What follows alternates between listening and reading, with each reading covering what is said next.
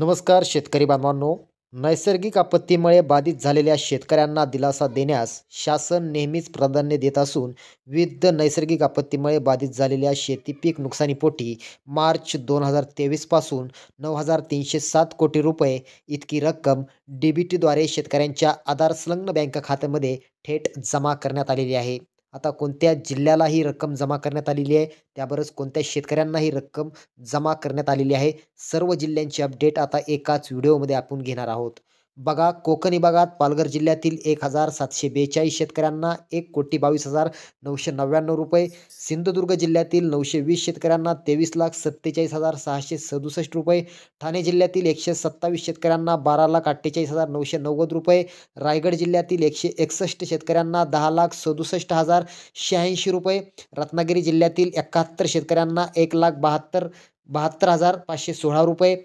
तर अमरावती विभागात अमरावती जिल्ह्यातील 10,135 शेतकऱ्यांना 16,11,81,000 रुपये, तर बुलढाणा जिल्ह्यातील 6,264 शेतकऱ्यांना 6,95,56,620 रुपये, अकोला जिल्ह्यातील 5,557 शेतकऱ्यांना 6,17,63,389 रुपये, यवतमाळ जिल्ह्यातील 5,171 शेतकऱ्यांना 4,26,78,006 रुपये, वाशिम जिल्ह्यातील 1,792 शेतकऱ्यांना 1,85,07,173 रुपये, त्यानंतर छत्रपती संभाजीनगर विभागात लातूर जिल्ह्यातील 1,68,089 शेतकऱ्यांना 178,65,64,000 रुपये, तर परभणी जिल्ह्यातील 1,12,648 शेतकऱ्यांना 121,64,536 रुपये, बीड जिल्ह्यातील 39,093 शेतकऱ्यांना 30,22,69,000 रुपये, तर छत्रपती संभाजीनगर जिल्ह्यातील 3,619 शेतकऱ्यांना 3,23,00,000 रुपये,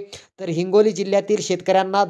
हिंगोली जिल्ह्यातील 2,408 शेतकऱ्यांना 1,63,53,333 रुपये, नांदेड जिल्ह्यातील 1,886 शेतकऱ्यांना 1,58,70,000 रुपये, त्यानंतर जालना जिल्ह्यातील 1,590 शेतकऱ्यांना 1,57,90,737 रुपये, धाराशिव जिल्ह्यातील 342 शेतकऱ्यांना 32,50,148 रुपये, तर नाशिक विभागात जळगाव जिल्ह्यातील 4,274 शेतकऱ्यांना 5,65,55,735 रुपये, नाशिक जिल्ह्यातील 5,042 शेतकऱ्यांना 4,43,98,642 रुपये, अहिल्यानगर जिल्ह्यातील 2,975 शेतकऱ्यांना 2,54,65,970 रुपये, धुळे जिल्ह्यातील 883 शेतकऱ्यांना 46,83,551 रुपये, नंदुरबार जिल्ह्यातील 17 शेतकऱ्यांना 2,78,465 रुपये, त्यानंतर नागपूर विभागात चंद्रपूर जिल्ह्यातील 45,924 शेतकऱ्यांना 41,87,38,000 रुपये, गडचिरोली जिल्ह्यातील 18,998 शेतकऱ्यांना 19,16,0219 रुपये,